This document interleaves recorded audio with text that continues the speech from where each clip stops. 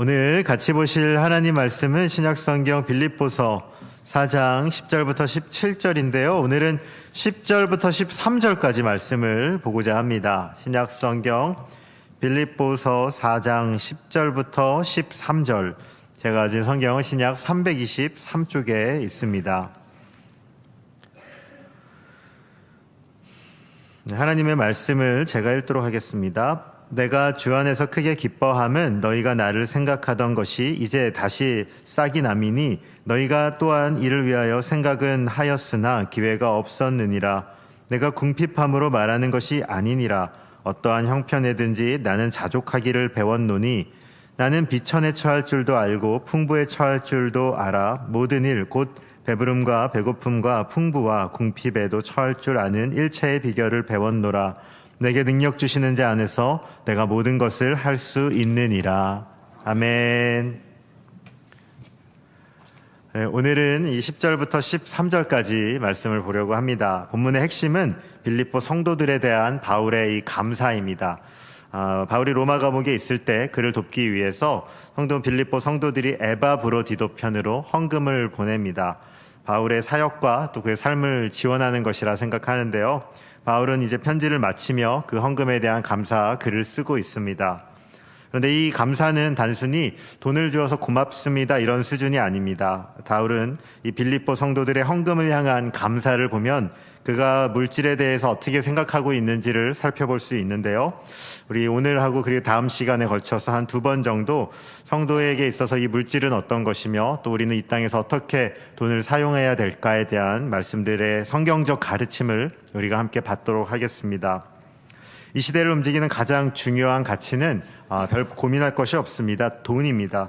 두말할 것도 없이 돈은 가장 강력한 힘을 가지고 있습니다.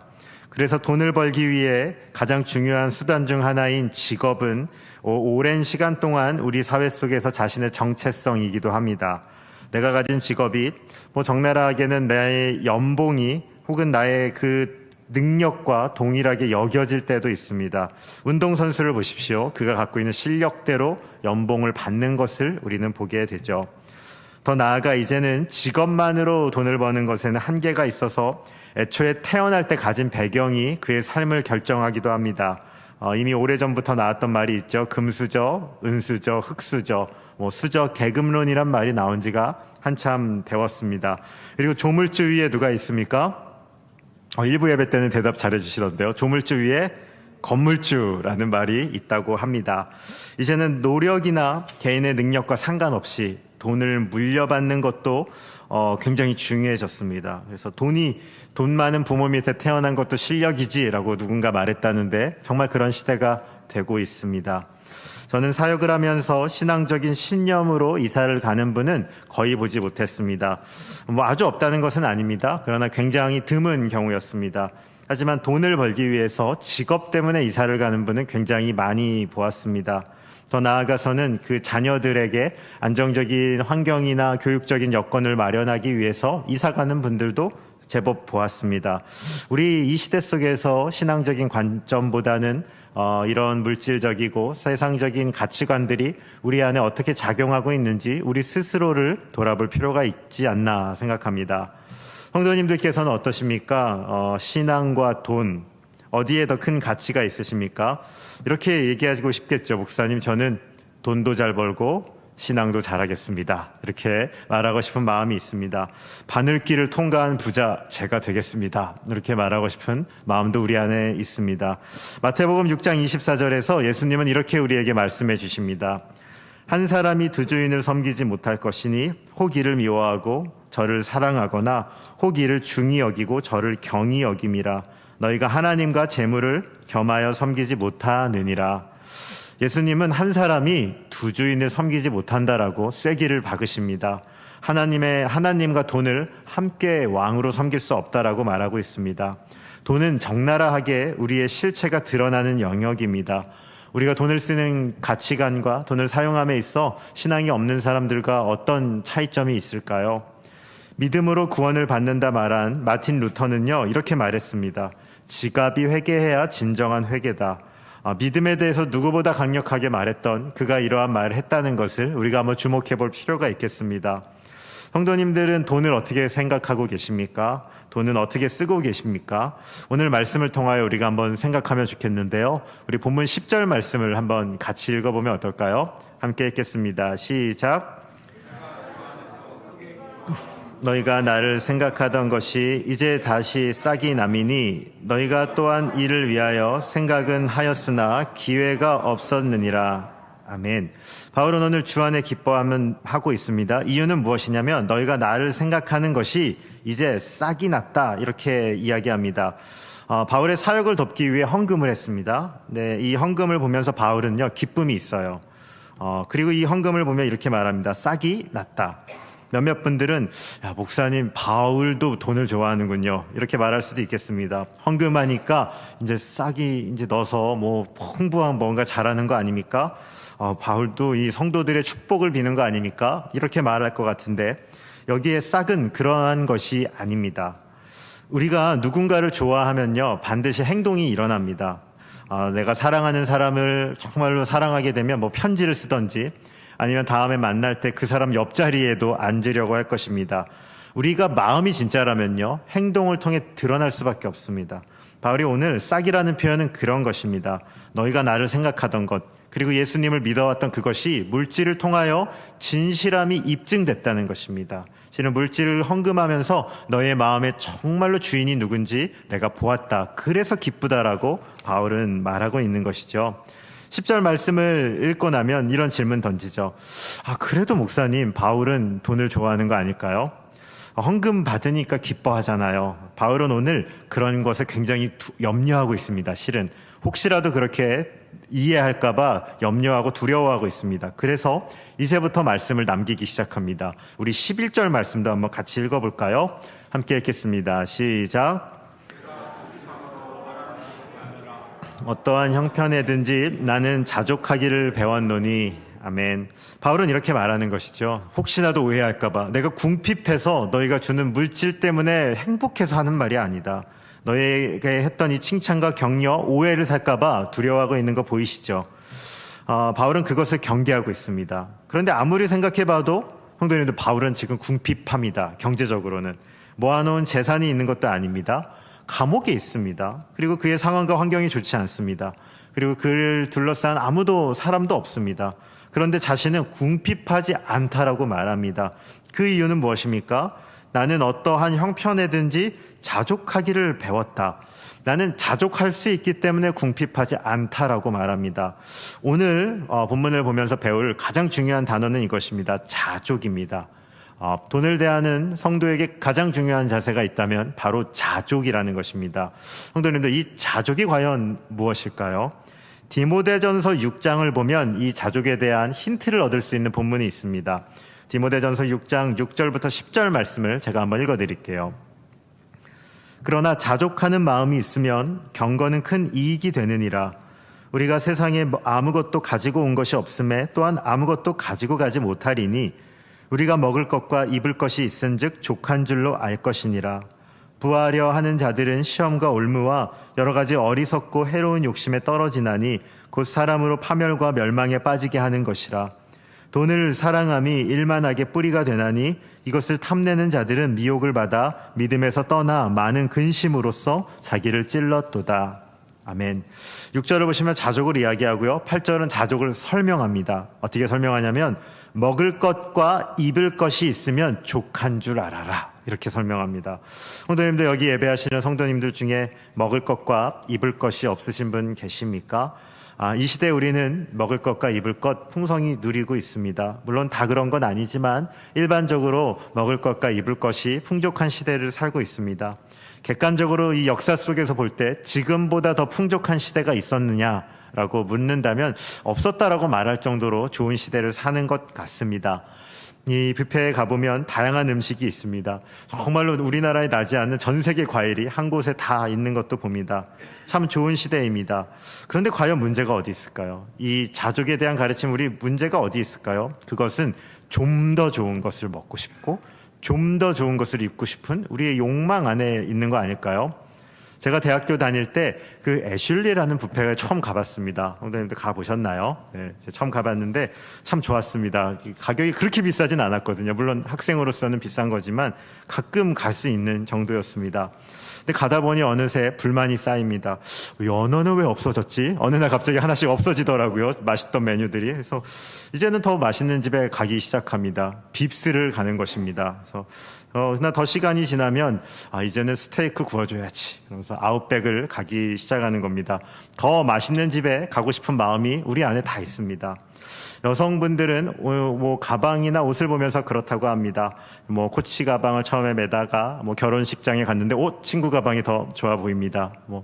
큰맘 먹고 프라다를 처음에 사면 다음에는 뭐죠? 샤넬도 들어오고 에르메스 뭐 이런 아주 비싼 가방도 더 눈에 들어오지 않겠습니까? 남자들은 또 자동차가 그런 종류의 물건이죠. 그래서 제가 보니까 더 큰 배기량을 가진 차로 이동하시는 분은 봤지만 갑자기 자동차를 줄이는 분은 거의 못 봤습니다. 그래서 뭔가 물건을 살 때 좀 더 크고 좀 더 좋은 것을 사고 싶은 마음이 우리 안에 다 있는 것이 사실입니다. 문제는요, 좀 더 좋은 것을 사고 싶은 마음이 아니라 그것 때문에 오늘의 나의 삶을 불만족을 가지는 것입니다. 지금 내 상황에 감사를 잃어버리는 것이죠. 오늘 말씀은 경고합니다. 9절과 10절을 보시면 부하려는 것과 돈을 사랑하는 마음이 바로 그것입니다. 좀 더 좋은 것을 사고 좀 더 좋은 것을 누리려는 그 마음 가운데 오늘에 대한 불만, 오늘에 대한 원망이 내 안에 있습니다. 바울은 그것을 자족하지 못하는 것이다라고 지적하는 것입니다. 자족하지 못하는 것이 왜 위험할까요? 좀 더 가지고 싶다. 좀 더 있고 싶다. 이 마음이 점점 더 커집니다. 이 자족하지 못하는 사람은 현실에 대한 감사와 기쁨을 잃어버립니다. 자족하지 못하는 사람은 그래서 어느 순간 불만이 내 삶을 장악하기 시작합니다. 그런데 우리는 크게 위험한 일입니다. 왜냐하면 그리스도인은 예수님으로 인해 살아난 자들입니다. 예수님으로 인해 생명을 얻은 자들입니다. 그런데 우리의 삶에 감사가 없다는 것은 실은 큰 위험에 놓여 있는 것이죠. 때로는 이렇게 말합니다. 목사님, 저는 결핍을 알았기에 정말 열심히 살았습니다. 특히 저보다 훨씬 더 나이가 있으신 우리 어른들을 만나면 그런 말씀 많이 듣습니다. 목사님, 저희는 정말 근면 성실하게 살았습니다. 오늘 일하지 못하면 우리의 자녀가 굶고 내가 오늘 일하지 못하면 아이들 교육시키지 못하는 시대를 살았습니다. 그 세대에 절실함이 있습니다. 성실함과 근면함이 있습니다. 오늘날 젊은 시대들이 이렇게 쉽게 따를 수 없는 그 간절함이 있다는 것을 압니다. 그런데 그런 마음으로 열심히 살아가는 것은 좋은데 약점도 있습니다. 교묘하게 자기 의와 쓴뿌리가 우리 안에 들어갑니다. 내가 이 정도로 노력했는데, 내가 이 정도로 생명을 걸고 살았는데 나의 삶을 하나님 보상해 줘야 되는 건 아닌가라는 마음이 우리 안에 들어오는 것이죠. 성도님들, 복음은 실은 우리의 인생을 전혀 다르게 움직이게 만듭니다. 그 핵심이 무엇입니까? 은혜입니다. 은혜는요, 갚을 수 없는 사람에게 하나님이 거저 주시는 놀라운 것입니다. 그 은혜는 죄인인 우리로 하여금 완전히 항복하게 만들어서 우리가 자발적으로 예수님을 사랑하는 자리에 서게 만듭니다. 이 둘은 굉장한 차이가 있습니다. 결핍이 만들어가는 삶과 은혜가 만들어가는 삶이 있습니다. 성도님들의 삶은 지금 무엇이 이끌어가고 계십니까? 은혜가 삶을 움직이고 계십니까? 아니면 결핍이 삶을 움직이고 있습니까? 사실은 이 둘이 교묘하게 묶여 있습니다. 은혜가 있고요, 또 결핍이 우리의 삶에 다 있어요. 그런데 중요한 것은 은혜가 우리의 삶에 더 힘을 발휘하지 않으면 우리의 삶은 시간이 지날수록 감사를 잃어버리게 될 것입니다. 부끄럽지만 교역자인 저도 그럴 때가 있습니다. 신방을 하며 성북동을 지나다닐 때가 있었는데 참 화려한 그 도시를 보게 되었습니다. 이런 집에서 또 이런 안락한 환경에서 사는 삶은 어떨까? 그런 생각들도 해봤습니다. 알고 있습니다. 좀 더 좋은 곳, 좀 더 좋은 환경, 좀 더 좋은 여러 가지 것들 속에 사는 그것이 바로 자족하지 못한다는 것이요. 그 삶을 볼 때 내 삶에 불만이 나온다는 것을 우리는 알고 있습니다. 그것이 탐심에 넘어지고 있다는 증거이지요. 성도님들, 은혜의 삶을 살고 있습니까? 아니면 탐심의 삶에 유혹받고 있습니까? 오늘 우리의 마음을 주님 앞에 점검해야 되지 않겠습니까? 바울은 12절에 더 명확하게 이 자족의 삶이 무엇인지 우리에게 알려줍니다. 우리 함께 12절 말씀 읽어보겠습니다. 함께 읽겠습니다. 시작.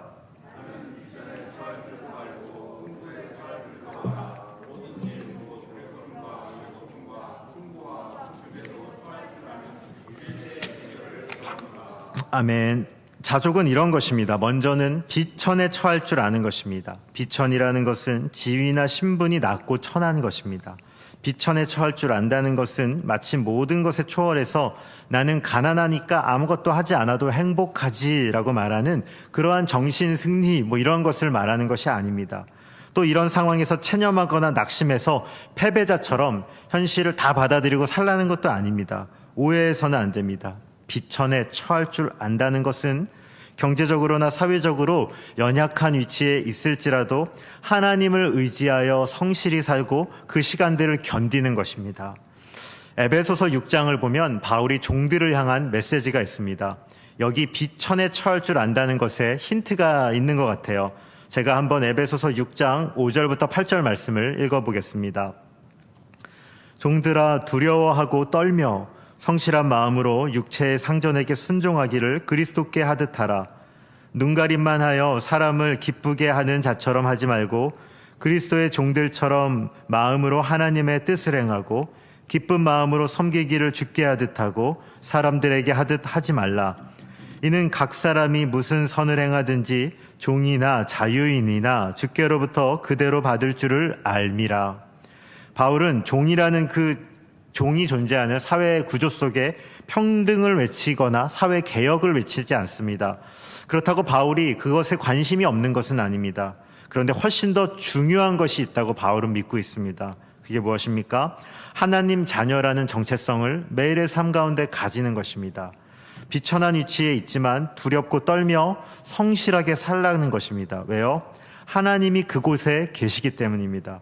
세상 사람들처럼 눈가림하며 사람들 볼 때만 잘하고 뒤에 가서는 엉망으로 살지 말고 하나님이 모든 곳에 있는 줄 알고 성실히 살고, 그리고 비천한 위치에 있을지라도 불평하거나 원망하거나 게으르게 살지 말고 최선을 다해 주를 섬기듯이 하라는 것입니다. 성도님들 어떠십니까? 우리의 삶은 하나님의 자녀라고 말하지만 고달픈 때가 참 많습니다. 왕자였던 모세는 하나님이 쓰시기 위해 가장 탁월했던, 가장 좋았던 나이 40에 광야로 몰려가 40년간의 삶을 초라하게 살았습니다.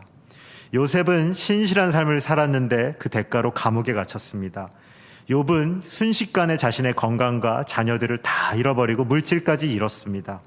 예레미야를 요새 보고 있는데 신실한 사역자였는데 40년간 사역했음에도 열매는 전혀 없었습니다. 신실하게 사역했지만 사람들의 비난과 손가락질이 그에게 돌아온 것이었습니다. 그들은 긴 어려움의 터널을 그 속에서 자신의 신세를 불평하거나 하나님을 원망하지 않았습니다. 비천한 위치에 있었지만 하나님의 자녀로 해야 할 일을 묵묵히 하며 견디었습니다. 우리는 비천한 순간 분노하고 패배하고 낙심하는 것이 아니라 그 자리에서 믿음으로 하나님을 보는 것입니다. 하나님의 선한 손길을 소망하는 것입니다. 그리고 하나님을 의지하며 견디며 성실하게 주어진 시간을 살아내는 것입니다. 그것이 비천에 처할 줄 아는 것입니다. 그럼 풍부에 처할 줄 안다는 것은 어떤 것일까요?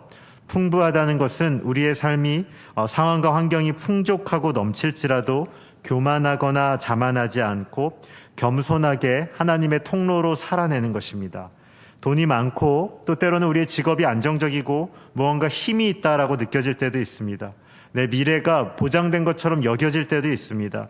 그러나 우리는 그때에도 마음 중심으로부터 하나님 사랑과 이웃 사랑을 여전히 흘릴 수 있는 자가 되어야 되는 것이죠. 내 능력이 좋아서 성공한 것이지 이렇게 생각하는 것이 아니라 하나님께서 선물로 우리에게 많은 것들을 허락해 주신 줄 알고 하나님 왜 여기에 저를 두셨는지 진지하게 물으셔야 되는 것입니다. 나에게 주신 능력과 물질이 하나님의 사명의 통로로 쓰이지 않으면 돈은 우리를 썩게 만들 것입니다.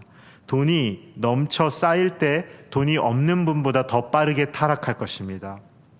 정리를 해보면 이렇습니다. 자족은 가난한 사람만 하는 것이 아니라는 것. 자족은 가난하거나 부유하거나 상관없이 물질적인 가치가 그 사람의 절대적 기준이 되어 그를 움직이지 못하는 겁니다. 가난할 때에도 하나님의 손길을 바라보며 성실히 견디는 것이고, 부유할 때에도 하나님의 통로가 되어서 겸손히 살아내는 겁니다. 자족은 물질이 나의 우상이 아니라 하나님이 나의 주인인 사람, 주 안에 사는 사람이 누릴 수 있는 능력이자 평강입니다. 그것이 바로 자족입니다. 자족을 누리기 시작할 때 우리 마음 가운데 멈출 수 없는 평강이 흐르는 것이죠. 하나님이 주시는 선물입니다. 그렇다면 이 자족을 어떻게 이루겠습니까? 우리 13절 말씀 같이 한번 읽어볼까요? 함께 읽겠습니다. 시작.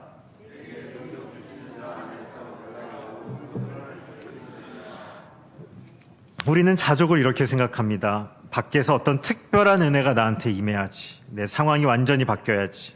너무나 좋은 직업이 나에게 주어지고, 내가 이전에 샀던 주식이 막 오르고, 내가 가지고 있던 땅이 재개발이 되는 것. 그러면 자족할 수 있지 않겠나? 이렇게 생각합니다. 하지만 오늘 말씀은 다른 가르침입니다. 오늘은 이렇게 알려주고 있습니다. 내게 능력 주시는 자 안에서 내가 모든 것을 할 수 있다. 13절 말씀 참 유명하죠. 그래서 우리 수험생 친구들이 책상에 많이 붙여놓습니다. 그런데 이 말씀은 그 뜻이 정말로 많이 왜곡된 말씀 중에 하나입니다. 모든 것을 할 수 있다는 이것이요, 공부하면 성적이 오르고 노력하면 성공을 보장한다는 것이 실은 아닙니다. 오늘 이 말씀은요, 앞에서 살펴본 자족을 설명하는 데 나오고 있지 않습니까? 그것을 바울이 설명하고 있죠. 인생의 모든 불가능해 보이는 사건을 가능하게 만들어준다는 말씀이 아닙니다. 오히려 그 반대입니다. 궁핍에도 불구하고 풍부에도 불구하고 하나님 은혜 안에서 나는 다 다룰 수 있지.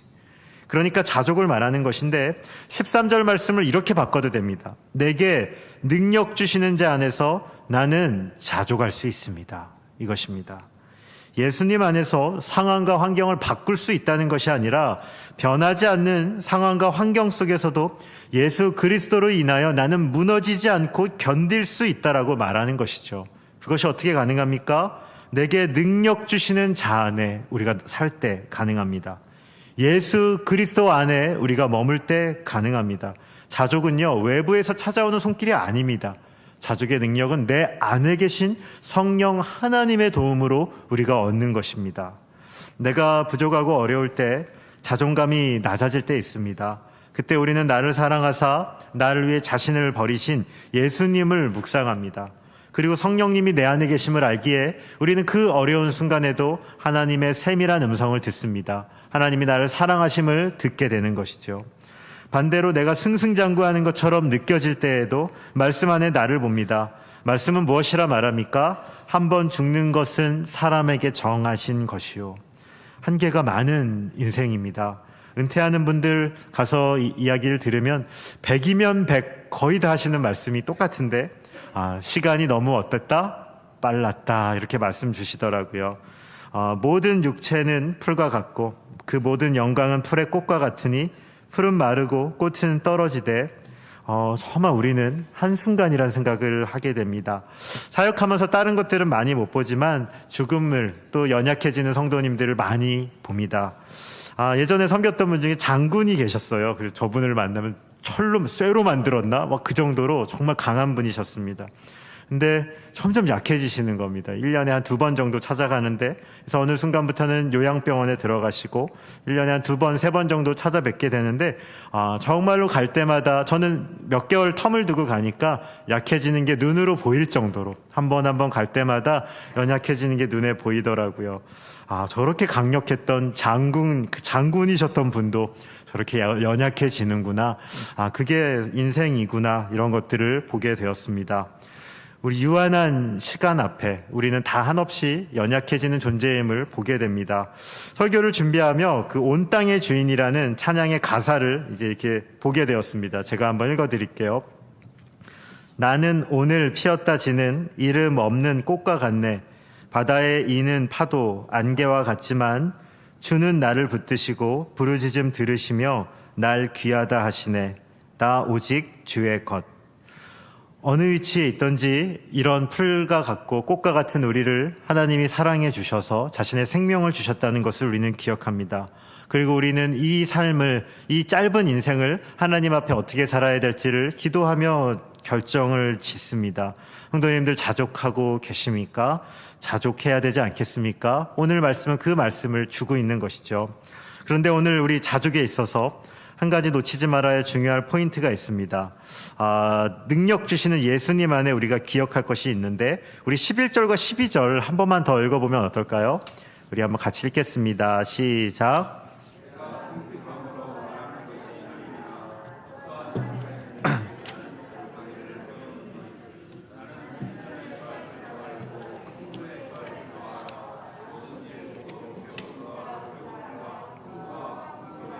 처할 줄 아는 일체의 비결을 배웠노라. 아멘. 11절을 보시면 자족하기를 뭐 했다고요? 배웠노니. 12절은요, 일체의 비결을 배웠노라.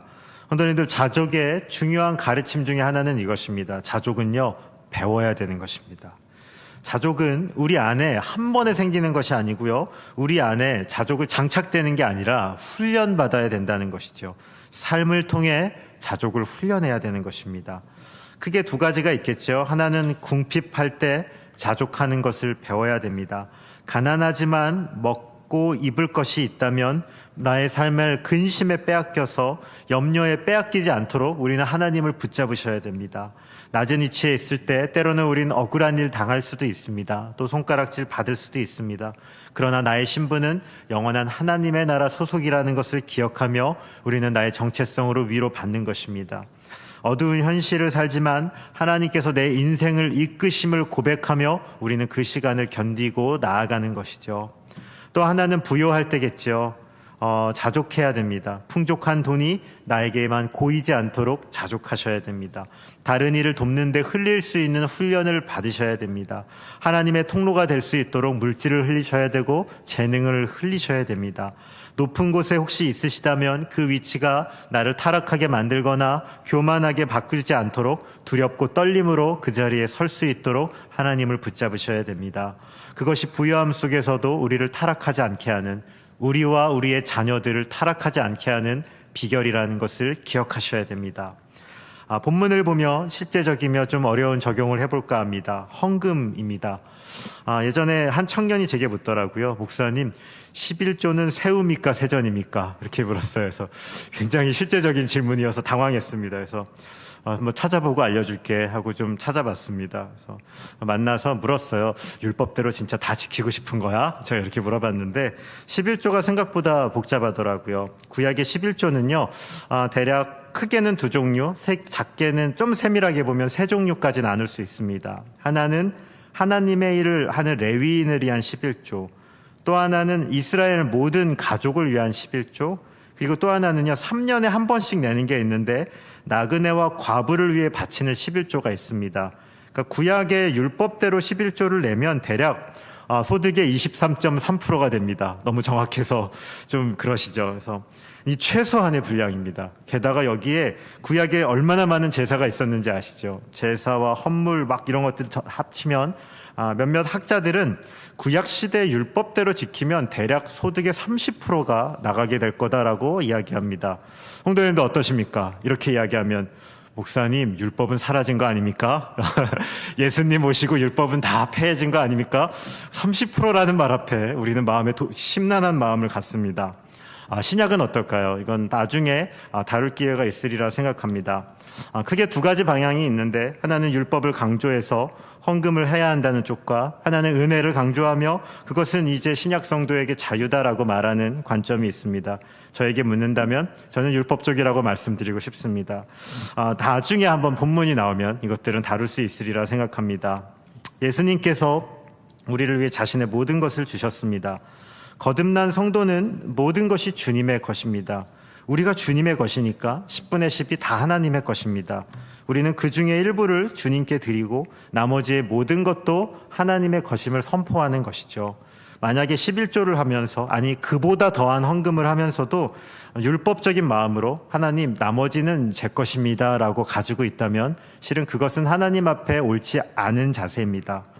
헌금을 하면서 우리는 매번 아픔을 가지고 있죠. 하나님, 많은 물질을 드리고 싶지만 실은 우리의 삶이 참 어렵고 또 많이 빡빡함이 있고 이대로 할 수 없는 아픔을 느끼며 우리는 헌금을 합니다. 하지만 우리가 헌금을 하면서의 자세는 똑같아야 된다고 생각합니다. 나의 주인은 하나님이시다. 나의 주인은 이 땅의 돈이나 이 땅의 권세자들이 아니라 하나님의 손에 있다는 것을 우리는 헌금을 하며 고백하는 것입니다. 그래서 헌금은 믿음이 필요하고요. 그래서 헌금은 훈련해야 되는 겁니다. 실은 청년 때부터, 더 어렸을 때부터 훈련하지 않으면 갑자기 한순간에 헌금을 한다는 건 쉽지 않습니다. 그래서 그래서 자족은 훈련이라는 것입니다. 이렇게 이야기하니까 또 물어요. 목사님, 그러지 말고 얼마 해야 됩니까? 라고 묻는다면 제가 이렇게 물었습니다. 이미 답을 내리신 거 아니신가요? 이미 답을 갖고 물으시는 거 아닌가요? 라고 물었던 적은 있습니다. 제가 이렇게 얘기했습니다. 청년들한테는요. 제가 이렇게 말씀드려요. 솔직히 말하면 부담이 좀 느껴지는 것이 헌금이라고 저는 생각합니다. 헌금에서 망해서는 안 됩니다. 저는 그렇게 생각하고요. 그러나 헌금 때문에 빚이 늘고 생명의 위협을 받고 삶이 공고해지는 것, 그거 하나님이 기뻐하신다고 생각하진 않습니다. 그러나 청년들에게는 이렇게 가르쳤어요. 얘들아, 헌금하면서 눈물이 찔끔 날 정도로 하는 게 헌금이 맞는 것 같다. 이렇게는 알려줬습니다. 교회 헌금뿐만 아니라 실은 의미 있는 곳에 물질을 흘리는 것들을 배우셔야 됩니다. 진짜로 의미 있는 곳에 선교 후원도 하셔야 됩니다. 그리고 어려우신 분들을 지혜롭게 돕는 방법을 배우셔야 됩니다. 이게 훈련받아야 되는 겁니다. 실은 이거 한 번에 할 수 있는 것이 아닙니다. 나중에 큰 돈 벌었다고요? 잘할 수 없어요. 혹시 하더라도 훈련받지 않고 하시면요, 사람들 상하게 하는 것을 제가 꽤 많이 봤습니다. 실은 돈이 있다고 돈을 흘릴 수 있는 거 아니거든요. 굉장히 귀한 거예요. 그런데 훈련을 안 받으니까 나중에 갑자기 큰 돈을 쓰는데요, 방법을 잘 모르시는 거예요. 그래서 돈을 흘리면서도 받는 분들을 상하게 하는 것을 제가 보았습니다. 그래서 저게 훈련받아야 되는 것이구나라는 생각을 제가 한 적이 있습니다. 이제 오늘 말씀을 좀 정리해 보겠습니다. 오늘 바울의 물질관에 관한 것이었습니다. 핵심이 무엇이냐? 자족이었습니다. 가난하고 비천해도 예수님을 의지해서 성실하게 살아가는 것입니다. 부요하고 존귀해도 예수님을 붙잡고 겸손히 사명의 삶을 사는 것입니다. 상황과 환경에 무너지지 않고 복음 안에 자신의 정체성을 붙잡고 하나님이 부르신 사명의 길을 끝까지 걸어가는 것이 자족하는 자가 살 수 있는 삶입니다. 자족은 어떤 것입니까? 훈련하는 것입니다. 성도님들, 훈련 받아야 된다 말씀드렸습니다. 물질 쓰는 법 훈련해야 됩니다. 기도로 자족하는 법 훈련 받으셔야 됩니다. 성도님들, 우리 중 일부는 세상이 말하는 부요와 풍요를 맛볼 것입니다. 조심하십시오. 사회적인 성공이 신앙의 성공을 보장하지 않습니다. 사회적인 성공이 자녀들의 신앙을 담보하지 않습니다. 더 위험합니다. 실은 더 열심히 주님 앞에 나와서 나의 주인이 그것에 있지 않다는 것을 보여주셔야 됩니다. 세상에서 거둔 성공이 나만의 것임이 아님을 알고 축복의 통로로 성도님들이 헌신적으로 사용하셔야 됩니다. 안 그러면 그것이 고여서 우리를 썩게 만들 것입니다. 하나님이 왜 나에게 지금 이것들을 주셨는지를 진지하게 물으셔야 됩니다. 그리고 진지하게 흘리셔야지 우리 자신과 우리의 가족과 우리를 보고 있는 자들이 건강하게 자랄 수 있습니다. 그것은 선명한 말씀의 가르침입니다. 오늘도 오늘 본문이 그리 달콤하진 않았으리라 저는 생각합니다. 저도 말씀을 준비하며 또 회개하고 또 깨닫고 다시금 이렇게 제 안에 도전받은 부분들이 있습니다. 저도 좋아하는 것이 많고요. 또 이 땅을 살며 결핍을 느낄 때가 많습니다. 하지만 오늘 말씀은 우리에게 동일하게 알려주고 있습니다. 세상 가치에 속지 말라. 세상이 바라보는 기준으로 사람을 평가하지 마십시오. 세상이 바라보는 기준으로 자기 자신을 보지 마십시오. 물질과 재능으로 나의 존재가 어디에 있는지 여기지 마십시오. 사람들이 하나님을 대하는 태도를 먼저 보십시오. 내가 하나님 안에 어떻게 서 있는지를 먼저 중요하게 여기십시오. 돈이 전부라는 이 땅의 가치관에 속지 마십시오. 우리 안에 능력 주시는 자 예수님이 계십니다. 그분은 우리의 상황과 환경보다 크십니다. 그분을 의지하여 우리에게 주어진 이 시간 자족을 훈련받으며 한 번뿐인 삶, 하나님이 원하시는 풍요한 것들을 흘려내시는 저와 여러분 되시길 주님의 이름으로 소원합니다.